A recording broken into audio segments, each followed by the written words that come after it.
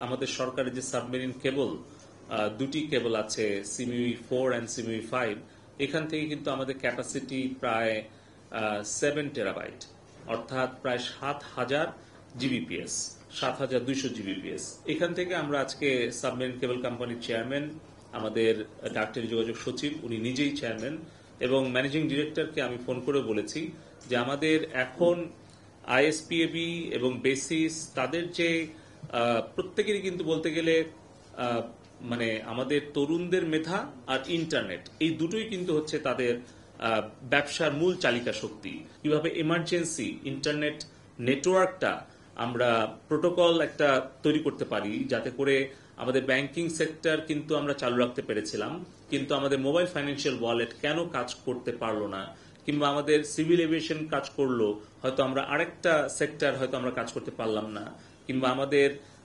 আসলে রিডান্ডেন্সিটা কেমন হওয়া উচিত, কিংবা সাবমেরিন কেবল থেকে ফাইবার অপটিক্যাল কেবল আন্ডারগ্রাউন্ড আসবে, সেখানে ওভারহেড কতটুকু যাবে, বা ওভারহেড যদি যেতেই হয় তাহলে তার নিরাপত্তাটা কেমন থাকবে, এই সামগ্রিক বিষয় নিয়ে আমরা কথা বলেছি। একটা হচ্ছে বর্তমানে আমাদের যে টেলিকম এবং আইসিটি সেক্টরের যে ক্ষতি, সেটা কিভাবে কাটিয়ে ওঠা যায়। তার আরেকটা বিষয় হচ্ছে যে আমাদের তরুণ প্রজন্মের আস্থা বিশ্বাস কিভাবে আমরা আসলে বাড়াতে পারি, বৃদ্ধি করতে পারি, এবং এই যে একটা কর্মসংস্থানের যে একটা ঝুঁকি তৈরি হয়েছে, সেটা কিভাবে আমরা কাটিয়ে উঠতে পারি। আমাদের আইসিটি ডিভিশনের একটা ইন্টার্নশিপ প্রোগ্রাম আছে, যেখানে আমরা লক্ষাধিক তরুণ তরুণীকে আমরা ইন্টার্নশিপের আওতায় আনতে পারবো।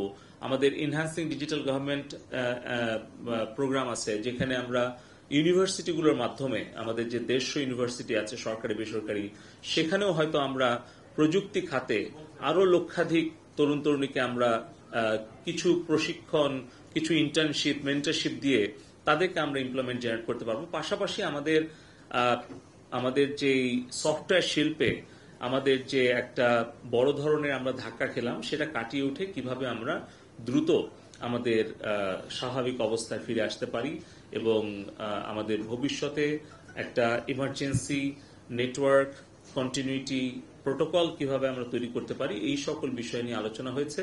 পাশাপাশি আমাদের বাংলাদেশ ব্যাংক থেকে একটা নির্দেশনা মাননীয় প্রধানমন্ত্রীর নির্দেশনায় দেওয়া হয়েছিল, সেটা হচ্ছে যে 4% ইন্টারেস্টে একটা তহবিল গঠন করার জন্য। তো আমার জানা মতে প্রায় 500 থেকে 1000 কোটি টাকা কিন্তু সেই তহবিলে আছে।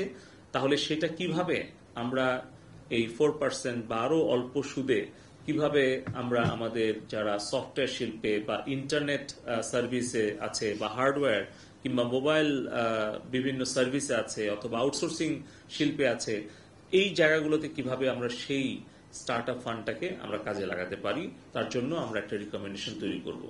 এবং আমাদের ছাত্রছাত্রী, আমাদের সন্তান, আমাদের ছাত্রছাত্রী যারা ভবিষ্যৎ বাংলাদেশের কর্ণধার, তাদের সাথে আমাদের যে একটা ভুল বুঝাবুঝি বা দূরত্ব তৈরি হয়েছে, এটা আমরা যেভাবেই হোক তাদের কাছে আমরা দুঃখ প্রকাশ করছি।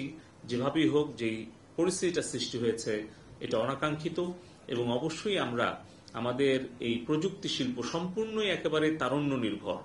এই IT freelancing, software, mobile network operator, internet service provider, outsourcing পুরোটাই আমাদের কিন্তু তারুণ্য নির্ভর শিল্প।